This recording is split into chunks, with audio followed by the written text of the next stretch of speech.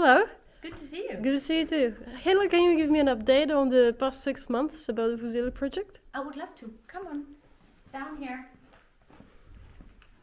First and foremost, it's really time for a toast because we have a lot to celebrate already. Already have some great achievements within the project. So it's only Monday, so I'll save this for when you all come to Kolding. But first and foremost, we have our food council, which has now been approved by the city council. So we're really excited now to reach out to all the participants, asking them if they would like to join, and we are getting really positive feedback. So we already almost set the team for the food council in Kolding.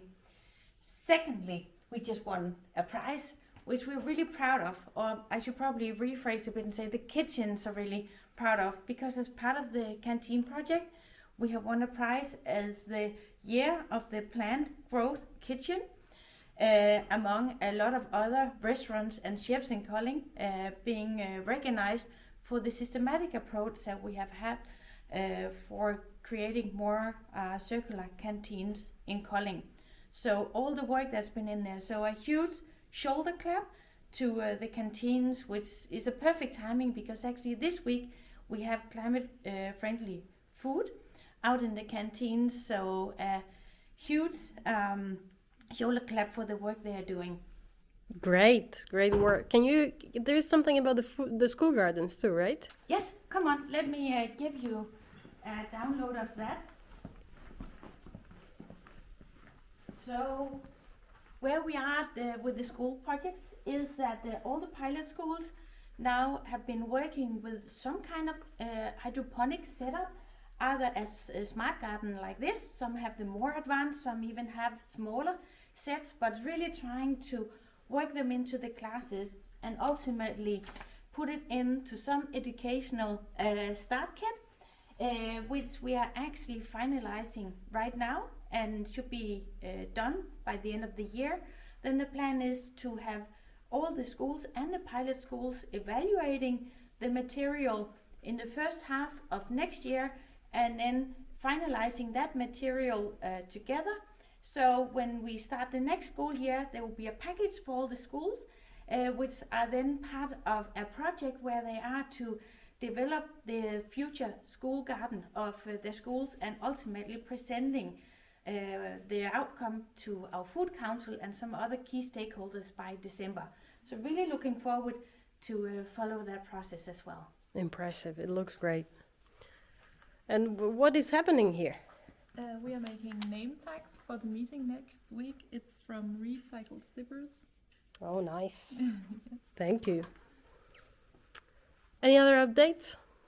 Well, actually, if you look at this area, only about a month ago, here we hosted a huge workshop because we have been conducting a great study of the food behavior of the citizens of Kolding.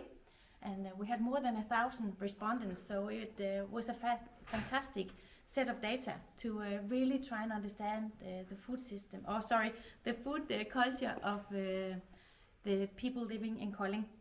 And I have to say, we are meat lovers, and also we are known as Slice Town because we actually have a huge share of pizzerias.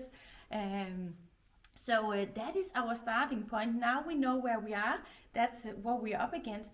The really positive thing is that the research also showed that they are very open to and want to become more sustainable in their food habits and eating habits. But due to lack of knowledge, but also perception that sustainable food is very expensive, that's some of the key barriers. So there's a lot of work for us to do to really try and break down the barriers, invite them in for inspiration, for information, cooking lessons, etc. So yes, but now we know where our starting point and what we're up against. Cool. Yeah. Okay, that was all? No, actually, I also want to share with you, because I just came back from the MUFPP Global Forum in Rio de Janeiro. We signed the MUFPP back actually a year ago now. So this was the first opportunity for us to participate in this collaboration. So to understand it and meet some of the other cities, we decided to join. So I went along with a politician from the city council, and actually also a politician that's part of the upcoming food council. So really both to anchor it, but also for him to understand more of what is this MUFP collaboration all about.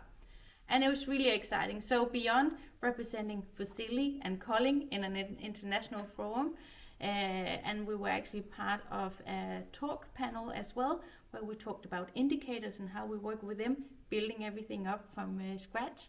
What is the approach in Kolding?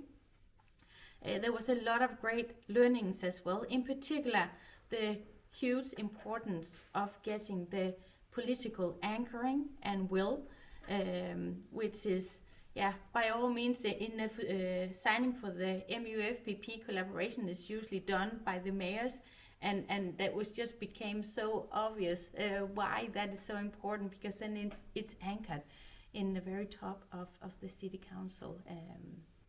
So that was one of the key learnings coming out of that, but also that when there is a burning platform, and that's often seemed to be food insecurity, that also really gives an urgency to a city to do something. So a lot of the projects were about providing school food or other means of urban gardening, etc. So trying to help people basically to get a decent meal every day.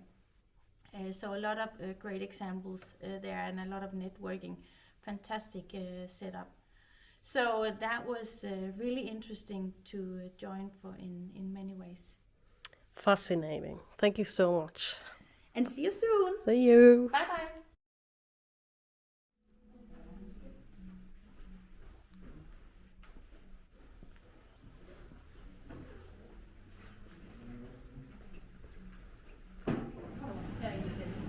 Det var bare for at høre lige. Jeg skal lige se, så tager vi måske lidt flere billeder, når vi kommer igen. Ja. Grønkål i bunden. Ja.